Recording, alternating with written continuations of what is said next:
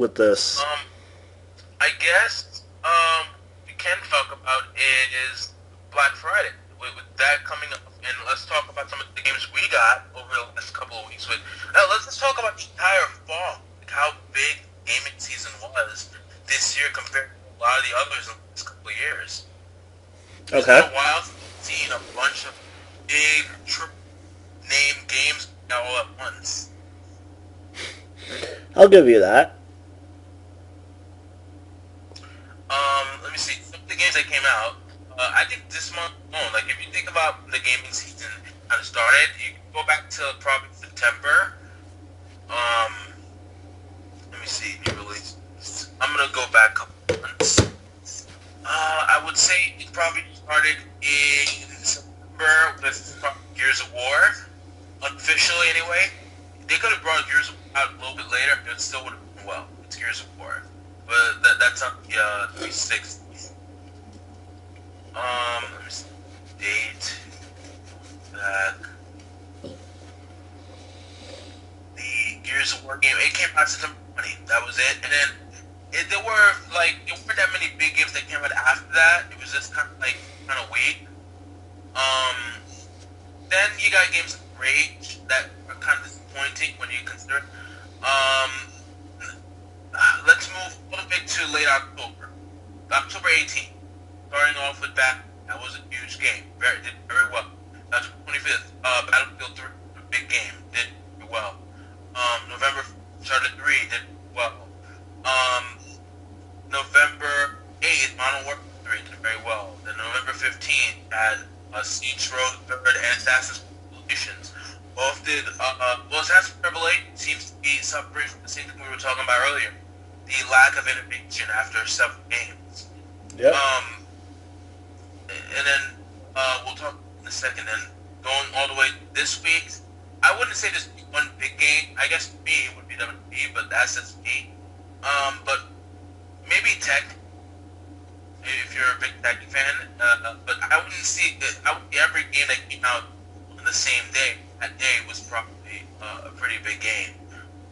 WWE 12 did better than I expected in terms of sales because orders went through. It was hard to find a game. I called targets, all of them sold out. But that might have to do with the price more so than the game. $47, great on day one. So I think that's probably have to do with. We're forgetting one very important game. Which game is that? One that is more popular and more fun to play than any of the other games that you have listed thus far. Saints Row the Third? No. You listed Saints Row the Third. Oh, yeah. Who wants to be a millionaire for the PlayStation Network? Best game ever, just by proxy of being Who Wants to Be the fucking Millionaire. Who Wants to Be a Millionaire? The entire game. I saw the weekly game, the daily show. I've seen it. They kind of changed everything. They kind of turned it on its head and just changed the entire premise about there's no more hot seat. They stand up and ask questions. They changed up a lot of things. A lot of the you remember those three shows have ask the audience. Yep. And then 15 and whatnot. A lot of those are gone. Kind of suck. But I guess they changed the game up, so it would have become too easy to win. So I guess that was it. Yeah, because the real life show is so easy to win. Wait, one game I forgot to mention completely. Probably the biggest game that came out all year.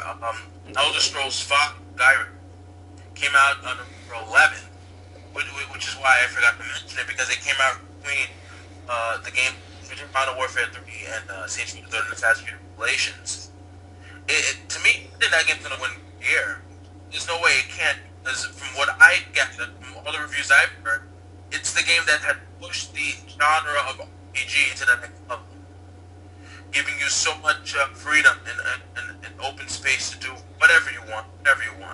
And I think that is what a lot of JRPGs lack, that ability to just do whatever you want, whenever you want. Back then, having the you did, and you compare it to now, you can see, still the same thing. You need something better now. And this is where the West goes, because the West likes to innovate on top of what they have. And then you have developers who don't. And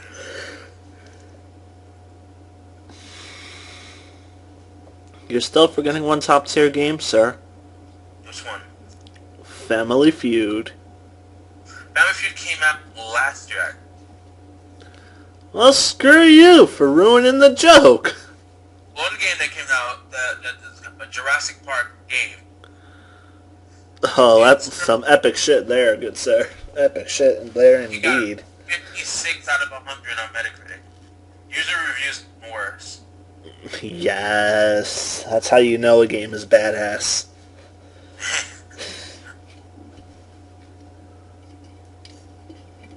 Let me see. As for earlier I was talking about Star Fox and the game that needs to, and like games that have dog stuff. Ace Combat Assault Horizons, a game that came out in October, that has like fights and you use helicopters and such. They need to adopt a formula that Star Fox where because what is Star Fox going to do for it? Basically, his team is like a defense force. Mm-hmm. They need to bring that aspect where you're trying to defend, where you're trying to save people and stuff. They need to bring that back. Like the with Star Fox. Since then, you had that kind of invasion. Mm-hmm. I mean, that game turned its own mean to a bearable thing.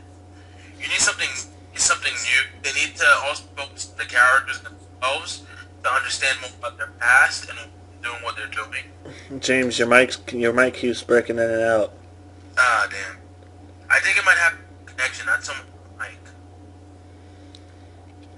Alright. I think it's because I'm downloading Saints Row 2, so kind of weak to start make connection. I think you downloading it all combined is...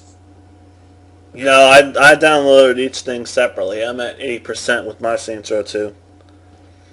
Yeah, yours will be done very, very soon. Mine's gonna take a while because my connection sucks. Let's see. Oh Lord, God. I just saw Second Hype. I thought it was gonna be a great game.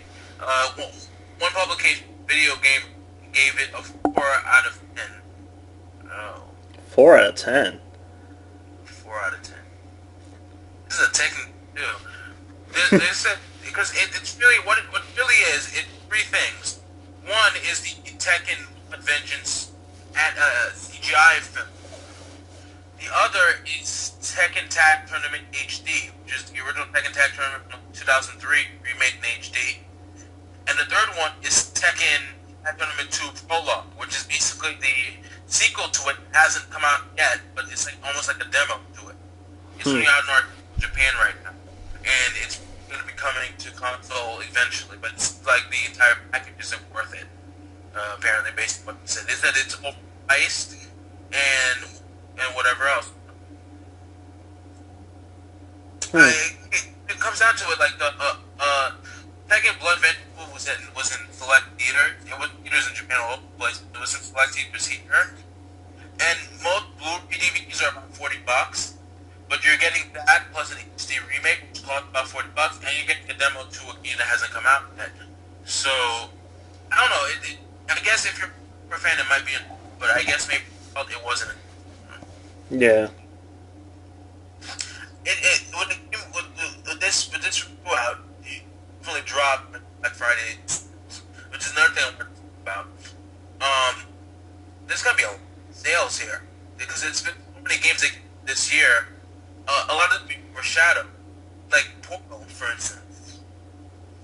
Portal 2. Other than Portal 2, you had Bloodstorm, which was a pretty good take on the FPS genre. They kind of they tried to innovate the genre, but it didn't sell for whatever the reason. I played it at the time it came out.